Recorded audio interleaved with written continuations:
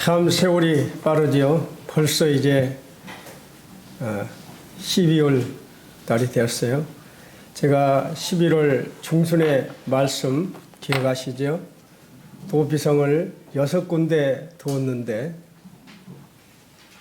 참 아버지 하나님께서는 어디에서나 하루길이면 도피성에 도착할 수 있도록 그 자리를 배치하셨고, 그리고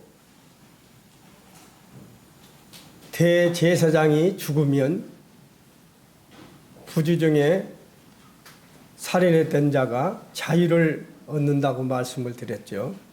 그리고 누구나 도피성에 다 갈 수 있는, 이방인이든 누구든 도피성에 갈 수 있도록 도피성은 언제나 문을 닫지 않고 언제나 문이 열려 있었다는 것, 그거를 보면서 우리 아버지 하나님의 사랑을 기억하는 그런 시간이었고, 오늘은 참 말씀을 이런 말씀으로 말씀을 준비를 했습니다.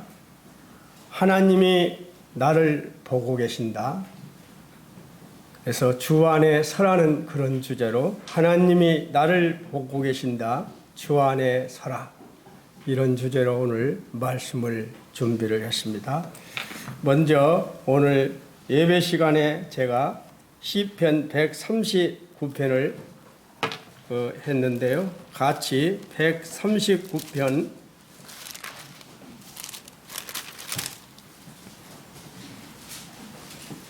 1절부터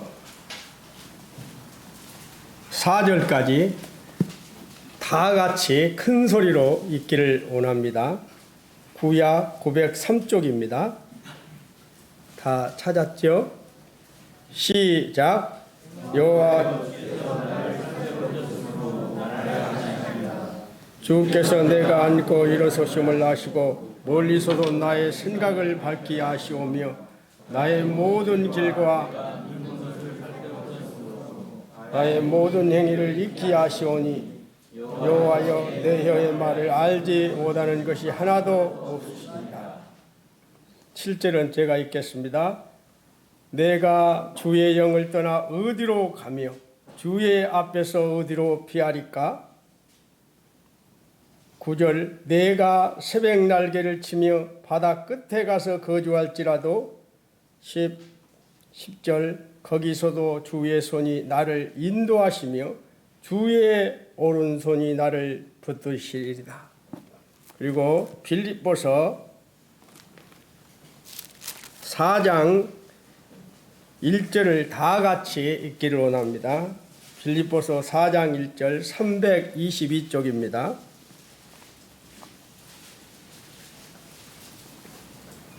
시작. 그러므로 나의 사랑하고 사모하는 형제들, 나의 기쁨이요 멸류관이 사랑하는 자들아, 이와 같이 주 안에 서라.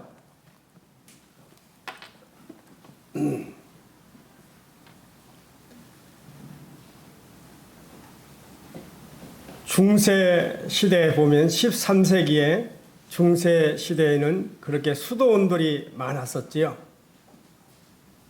그런데 어떤 수도원 원장이 유별나게 한 제자를 편애를 했어요.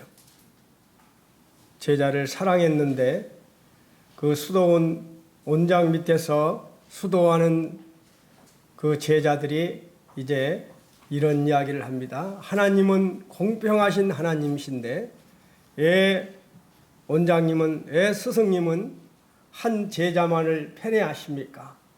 왜 그 제자를 그렇게 유별나게 사랑하십니까? 하고 여러 제자들이 항의를 합니다. 그래서 이 수도원 원장이 전 난감해 하다가 이제 여러 제자들을 다 모이라고 하고 그 제자들에게 새 한 마리씩을 다 제자들에게 줍니다. 새 한 마리씩을 다 주면서 너희들 아무도 보이지 않는 곳에서 이 새를 죽여서 나에게 가지고 오라고 그렇게 제자들에게 새 한 마리씩을 날아주면서 이야기를 했어요. 그런데 어떤 제자들은 금방 가서 새를 죽여왔습니다. 다 제자들이 죽여왔는데 오직 한 제자만이 나타나지를 않는 겁니다. 시간이 너무 오래 걸렸는데, 그래서 이 수도 원장과 여러 그 수도 원장 밑에서 배우는 수도자들이 이제 걱정이 돼서 그 한 사람을 찾아 나섰습니다. 찾아 나섰는데 한 그 제자가 새를 손에 쥐고 서성거리고 있는 모습이 보였어요. 그래서 거기 있다고 하니까 다 그쪽으로 모였어요. 그래서 이 수도 원장이 그 제자에게 물었습니다. 왜 너는 지금까지 새를 죽여서 가지고 오라고 했는데 지금까지 여기 있었느냐고 그 이야기를 했을 때 그 제자가 이런 이야기를 합니다. 제가 동굴에 가서 이 새를 죽이려고 해도 하나님이 나를 보고 있었습니다. 아무도 보이지 않는 대나무 밭에 가서 이 새를 죽이려고 해도 하나님이 나를 보고 있었습니다. 아무리 내가 이 새를 죽이려고 해도 하나님이 보고 있어서 제가 죽이지 못하고 지금 서성거리고 있다고 그런 고백을 했을 때, 그때서야 많은 제자들이 우리 스승님이, 우리 수도사 원장님이 왜 이 제자를 그렇게 편애했는지, 사랑했는지를 알게 되었지요. 바로 하나님께서는 보고 계십니다. 저희 말씀을 준비하면서 참 저에게 설교를 제가 하는 것입니다. 하나님께서 보고 계십니다. 하나님께서 우리를 보고 계신다는 것은 어떤 사람들에게는 정말 섬뜩하게 느껴지기도 할 것입니다. 하나님이 나를 보고 계신다. 섬뜩한 말이죠. 또 어떤 사람들에게는 부담으로 다가올 수도 있는 말이죠. 그러나 어떤 사람들에게는 위로가 되고 격려가 되고 힘이 되기도 하는 말입니다. 생명책에 기록된 여기에 있는 우리 형제님들, 자매님들, 구원받은 우리에게는 선뜻한 말이 아니라, 부담되는 말이 아니라 큰 위로가 되고 힘이 되고 격려가 돼야 하는 말이 되겠죠. 그렇지요? 성경에 보면 시작은 아름다웠지만 마지막이 참 초라하고 참 간증이 없이 죽어가는 자들을 볼 수가 있습니다. 시작은 좋았지만, 출발은 화려했지만, 노년은 마지막은 참 비참하게 죽는 모습들을 보게 되지요. 특히 사람은 시작보다 끝이 아름다워야 하는 것이죠. 다 알고 있습니다. 사람은 시작보다 끝이 아름다워야 한다는 것을 모르는 사람은 아무도 없습니다.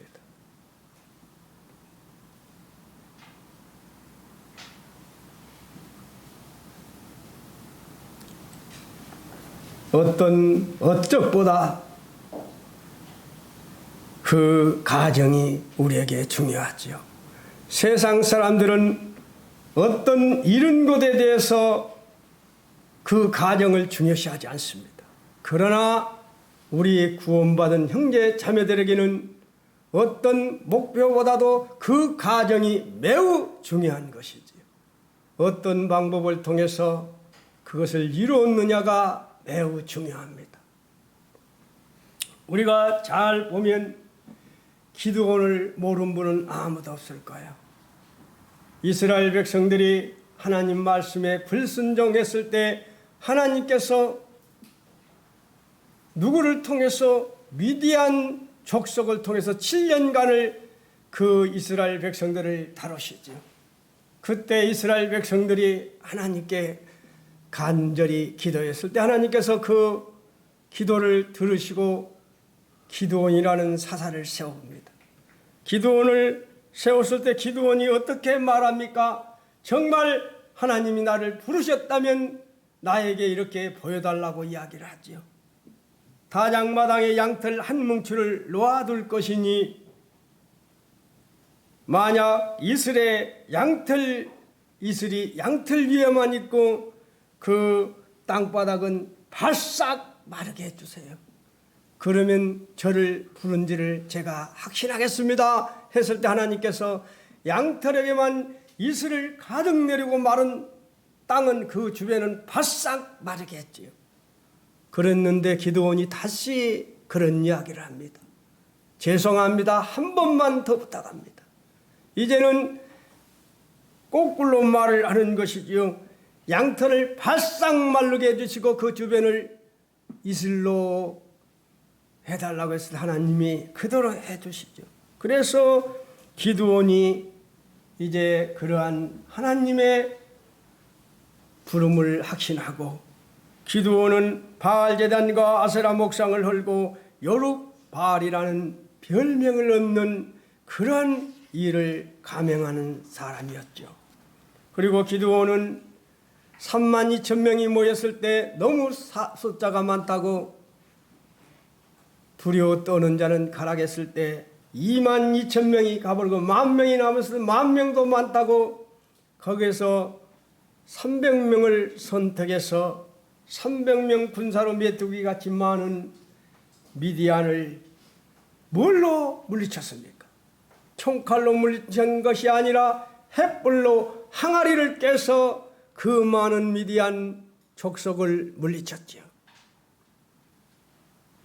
기드온은 그런 후에 자신을 왕으로 세우려는 이스라엘 백성들에게 아니다고, 나는 아니다고, 내 자식들에게도 절대 왕으로 세우지 못하게 그렇게 했던, 여기까지는 너무 좋았던 기드온의 모습을 볼 수 있죠. 그런데 기드온이 어떻게 변하게 됩니까? 이제 금으로 예봇을 만들지요. 예봇이 어떤 것입니까? 예봇이라는 것은 하나님이 명하신 제사장의 복장입니다. 하나님이 명하신 복장, 그 예봇에 호화찬란하게 금으로 예봇을 만들었어요. 예봇을 만들었다면 정말 그 뒤처리를 잘해야 하는데 그렇지 못해서 기드온 고향 오브라에 놔뒀더니 많은 백성들이 그 오브라에 가서 그 예봇에 제사를 드리고 정말 해서는 안 될 그런 일들이 벌어지게 되죠. 그뿐만 아니라 기드온이 나중에 노년에 어떻게 했어요? 제가 이 앞전 주일에 항산교회 김성태 형제님 그 1호차 다녀왔습니다. 그 형제님이 자녀가 몇 명인지 아시지요? 13명입니다. 13명이라고 해서 전국에서 제일 좀 많다고 대통령 취임식할 때마다 그 부부가 초청을 받아서 가지요. 우리나라에서는 유명인사가 되었습니다. 13명 낳았다고. 근데 기드온은 몇 명 낳은지 아십니까? 아이 몇 명? 기드온은 무려 70명을 자녀들을 줬습니다. 70명. 지금 70명 낳았다면 어떻게 하겠어요? 애국자가 아니라 이상한 사람으로 몰리겠죠. 70명을 낳았어요. 70명을 낳았다면 얼마나 많은 여자를 아내로 삼았다는 말입니까?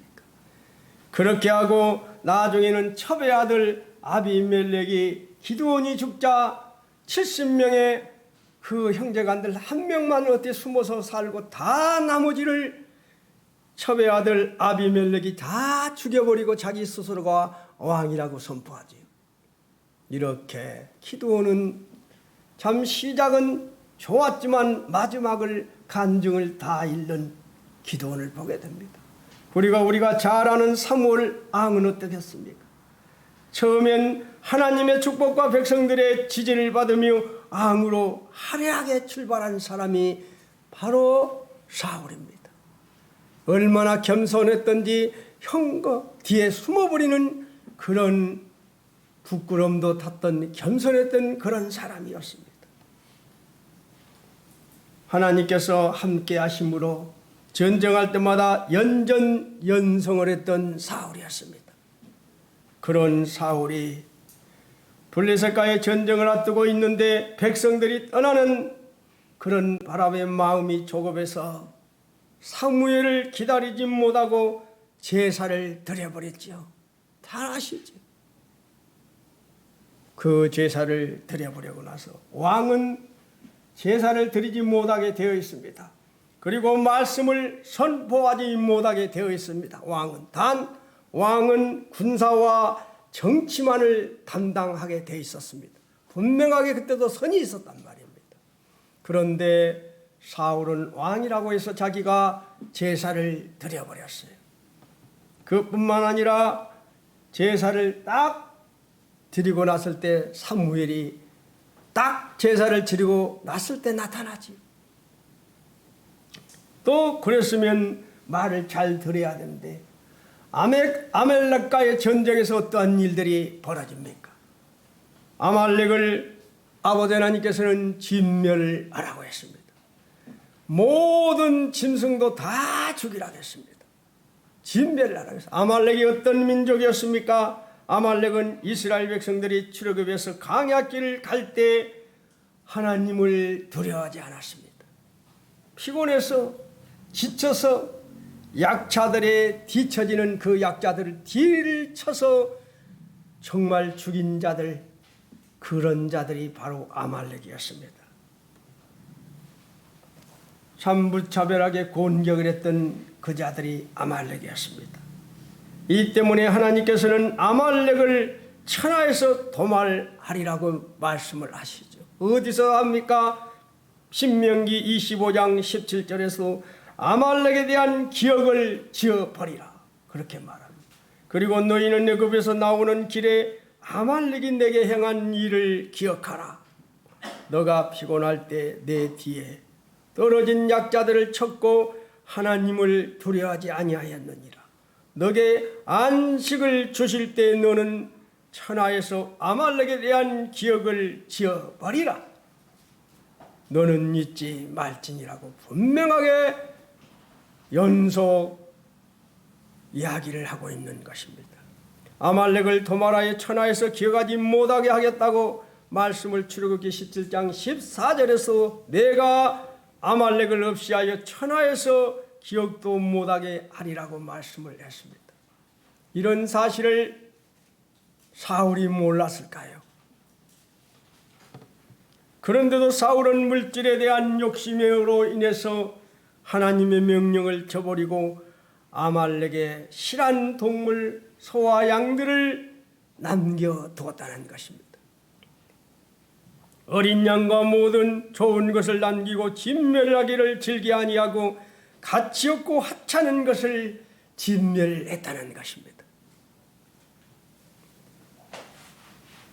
왜 아버지 하나님께서는 사울을 버렸을까요?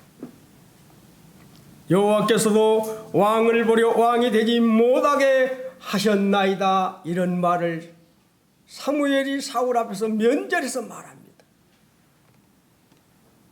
그랬다면 사울이 정말 이런 두 번의 큰 잘못했다면 무릎을 꿇고 하나님 앞에 정말로 회개했다면 어떻게 되었을까? 히스기야가 간절히 눈물로 기도했을 때 이사야 선지자가 그걸 나가기 전에 이사야 선지를 통해서 너 15년을 더 살게 해주겠다고 했던 아버지 하나님, 그런 분이 앞에서 정말 사울이 정말 하나님 앞에 통곡하고 회개했다면 어떻게 되었을까? 그런데 성경에 보면 그런 기준이 나오지 않지요. 하여튼 그는 버림을 받았습니다. 제사장만이 드릴 수 있는 제사를 드렸고 아말렉을 다 진멸하라겠는데 자기 생각대로 행동하고 그는 변명만 하고 있습니다. 사울은 스스로 자신을 위한 또 기념비를 세우는 사실이 나오죠. 아말렉을 다 진멸하고 했는데 그는 전리품을 챙겼습니다. 영적인 교만과 탐욕은 버림을 안다는 사실을 우리는 깨달아야 하는 것이지. 믿음은 인간의 이성에 의한 합리적인 생각에 기초한 것이 절대 아니라는 것이지. 사울은 건강한 소, 튼튼한 양을 남기고 그걸로 제사를 지내겠다고 말합니다. 그거는 지지각이죠. 하나님은 진멸을 하라겠는데 말입니다. 믿음은 천지가 무너져도 1.1획도 변하지 않고 없어지지 않는 하나님 말씀 위에 굳게 서는 것이지. 우리가 하나님과 살 수 있는 방법은 오직 믿음을 통해서입니다. 우리는 보이는 것에 따라 행하지 않고 오직 믿음으로 행하여 살아야 하는 성도지요. 우리는 신앙이 이야기한 것이 아니라 믿고 순종하기 위한 것이라는 점을 언제나 유념해야 하는 것입니다. 신앙은 이야기한 것이 아니라 믿고 순종하기 위한 것이라는 것이지요.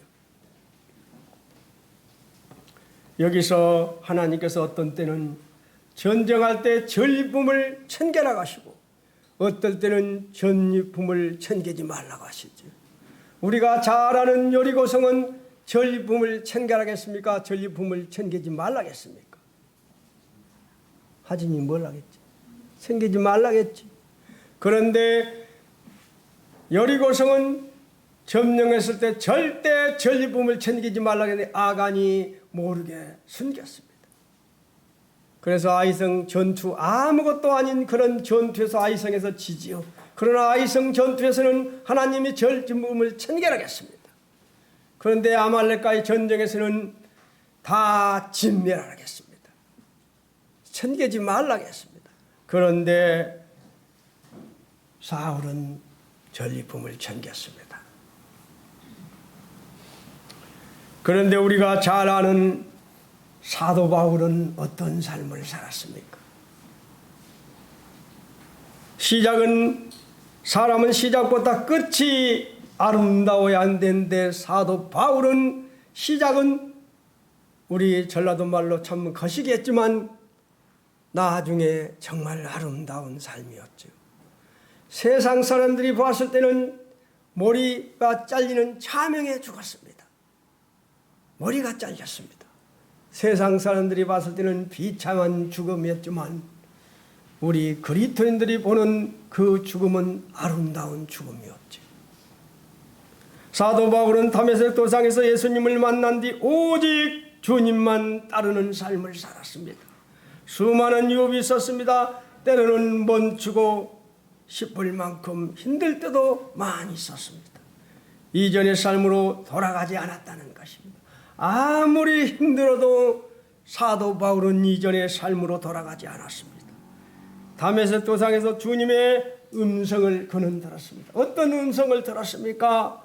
사울아, 사울아, 너가 어찌하여 나를 박해하느냐?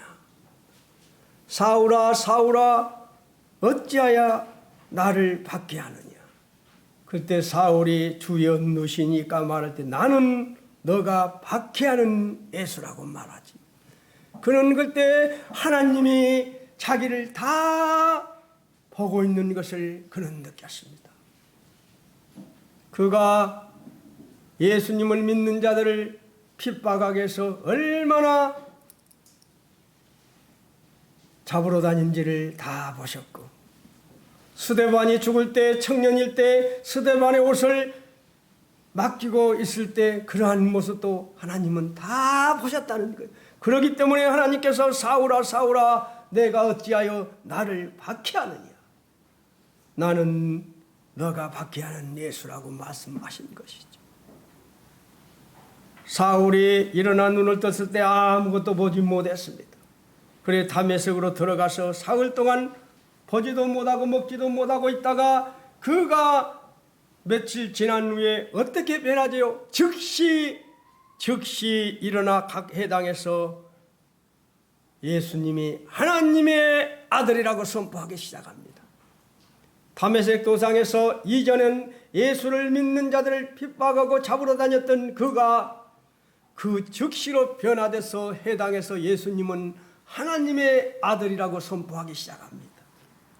그리고 사도 바울은 위대합니까? 그는 남다른 고난을 많이 겪었습니다. 수모를 많이 겪었습니다. 오직 그러한 순환 속에서도 전도 하나만을 위해 살았습니다.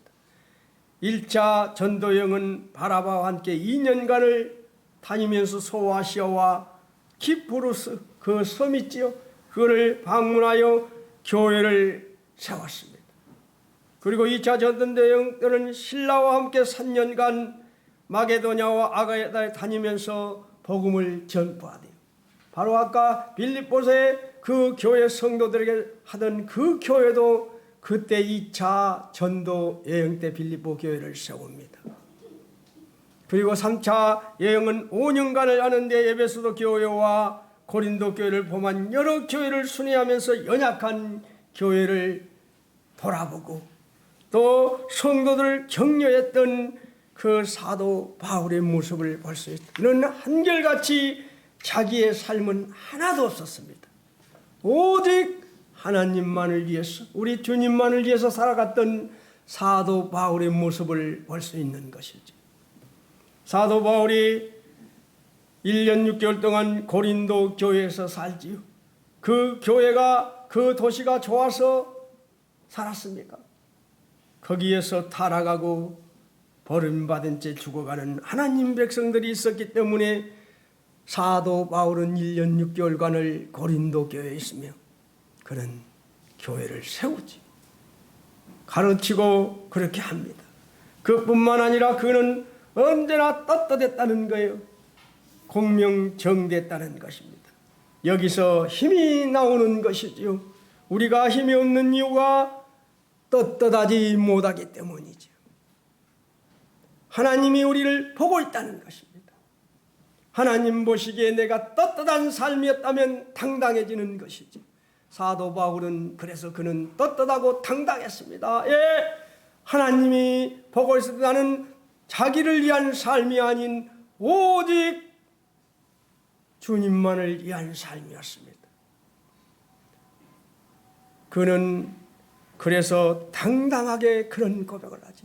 나는 오늘날까지 범사의 양심을 따라 하나님을 섬겼노라고 나를 본받으라고 그렇게 고백하는 삶을 살았던 사도 바울이기 때문에 그는 당당하고 떳떳했습니다.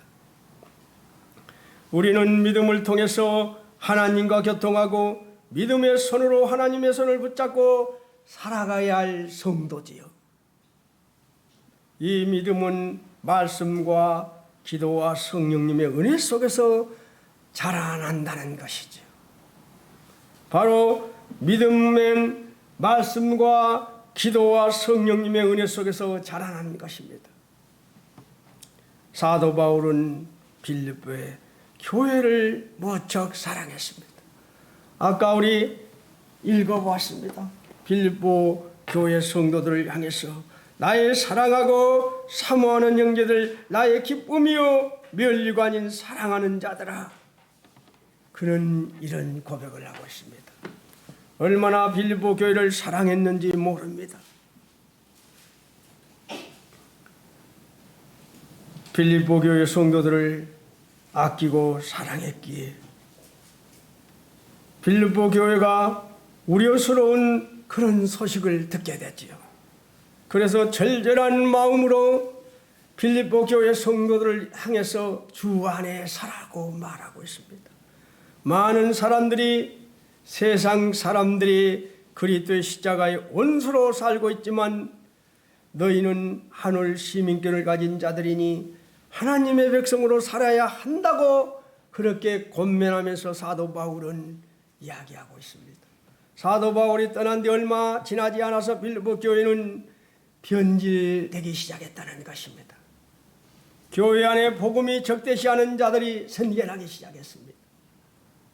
세속적인 가치를 추구하는 자들이 나타나기 시작했습니다. 그리고 육체적인 향락을 사랑하는 이들이 나타나기 시작했을 때 그는 이러한 소식을 감옥에서 듣고 그런 절절한 마음으로 이런 편지를 쓰고 있다는 것입니다. 이 사실을 전해드는 사도 바울은 너무나 안타깝고 걱정이 되어서 그는 이런 절절한 마음으로 지금 편지를 썼습니다. 사도 바울은 아무리 힘들어도 아무리 어려워도 그는 나는 옛날의 삶으로 돌아가지 않았다고 그는 말하면서 사도 바울은 다메섹 도상에서 예수님을 만난 뒤 오직 주님만 따르는 삶을 살았지요. 수많은 유업이 있었습니다. 유대인들에게 40에 하나 감한 매를 몇 번 맞았어요? 5번 맞았습니다. 40에 하나 매를 5번 맞았으면 동희 형제 수학교사니까 몇 대입니까? 하나 감한 매를 5번을 맞았으면 얼마? 195대지요. 195대를 맞았습니다. 태장을 3번을 맞았습니다. 3번을 파산이 됐습니다. 그래서 일주일을 깊은 바다에서 있었다고 이야기합니다. 그는 정말 험난한 세월을 보냈습니다. 때로는 멈추고 쉬고 싶을 만큼 힘들 때도 있었지만 주님을 모르고 주님밖에 살던 이전의 삶으로 그는 돌아가지 않았다는 것입니다.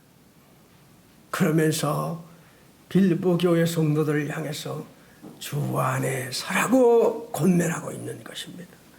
이것이 우리에게 하는 말이 아닐까요?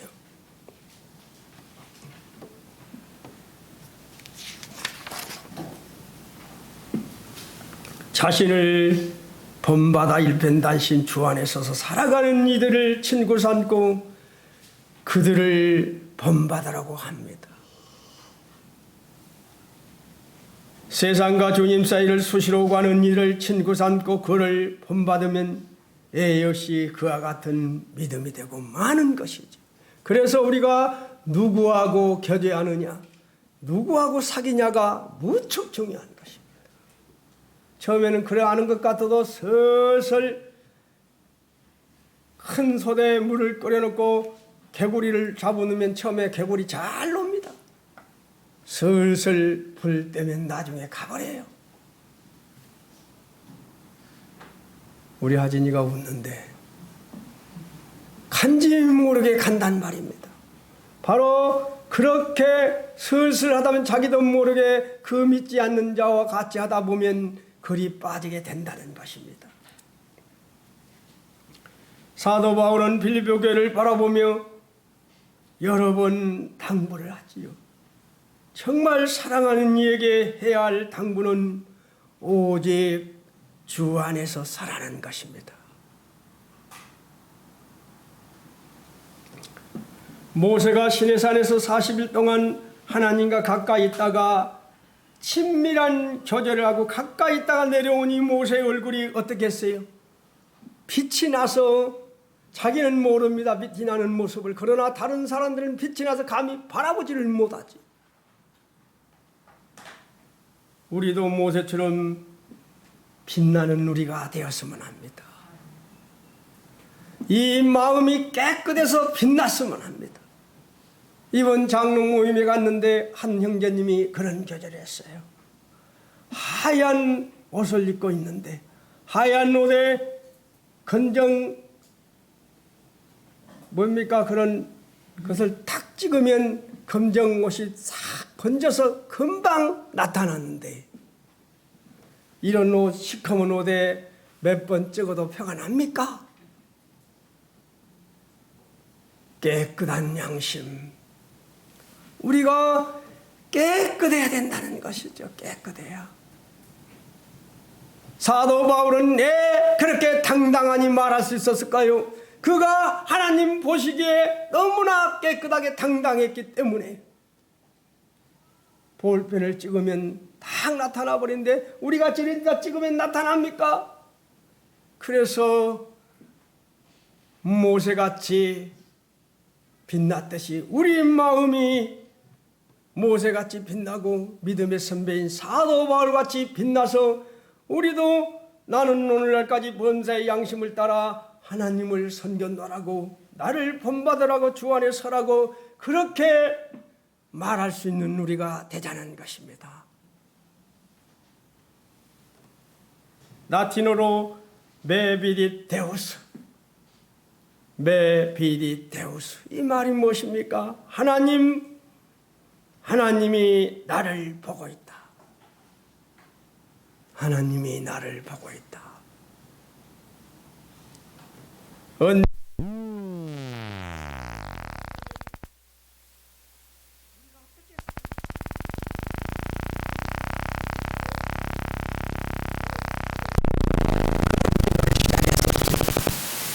이 세대를 본받지 않고 아버지 하나님을 떠나시고 기뻐하시고 온전한 뜻이 무엇인지를 분별하고 이 세상 사람들이 살아가는 길을 따라가지 않으며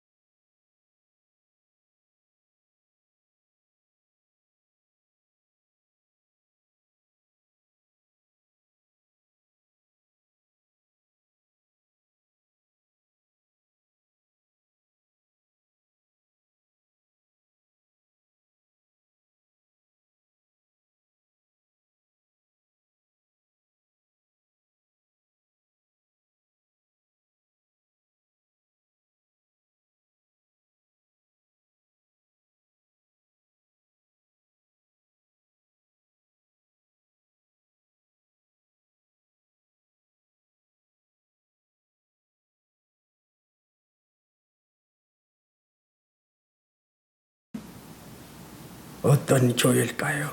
하나님이 보고 있다고 우리가 행동하고 주 안에 서 있으면 하나님이 기뻐하는 교회를 이루며 살아갈 수 있을 것입니다. 하나님이 기뻐하는 교회는 하나님이 바라보는 교회는 어떤 건물이나 규모가 아니라 그 안에 살아있는 믿음과 사랑인 것입니다. 이 앞전 주에 토요일 날 저희 가족 모임이 있었는데 서울에 있는 사돈 부부가 내려와서 제 차로 사돈 부부를 들은교회 그 커피숍으로 모셨어요. 그러면서 여기가 드림교회 교육관입니다. 완전히 우리 사돈 부부가 놀래더라고요. 무슨 교회가 이렇게 큰 교회가 있느냐. 교회는 건물이나 규모가 아니라 그 안에 살아있는 믿음과 사랑인 것입니다. 서로의 연약함을 판단하지 않고 예수님의 마음을 품고 섬길 때 그곳에 바로 하나님이 기뻐하는 교회인 것이죠.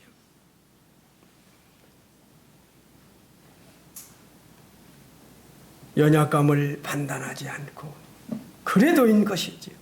그래도 사랑하고 그래도 이해하고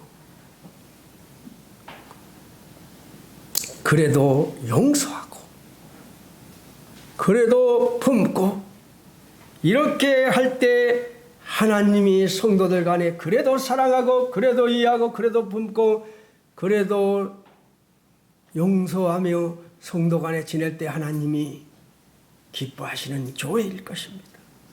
그리고 바로 사랑이 중심이 되는 교회. 두 번째는 진리를 본받는 교회지요. 세상의 기준보다 하나님 말씀을 기준으로 삼고 복음을 애고가지 않으며 끝까지 진리를 지킬 때 하나님이 이런 교회를 지켜주실 것입니다. 그리고 이 세상 속에서 세상 사람들에게 본이 되며 빛과 소금이 되는 그러한 교회, 이제 마치고자 합니다. 하나님께서 기뻐하는 교회는 크기가 아니라 그 안에 주님의 사랑이 살아있는가라는 것입니다. 연약감을 판단하지 않으며 그래도가 서로 통용되는 그런 교회가 되었으면 합니다. 그래도 우리 한번 따라서 한번 해봅시다. 그래도 사랑하고 그래도 이해하고 그래도 용서하고 그래도 품고 그래서 우리가 하나님이 나를 보고 있다. 메비데우스 하나님이 나를 보고 있다는 것을 언제나 우리가 이 마음에 새긴다면 우리는 허튼 삶을 살 수가 없는 것이죠. 하나님이 나를 보고 있다는 것을 정말 마음에 간직하고 살아가는 얼마 남지 않는 2025년을 그렇게 살았으면 합니다. 이상으로 마치겠습니다.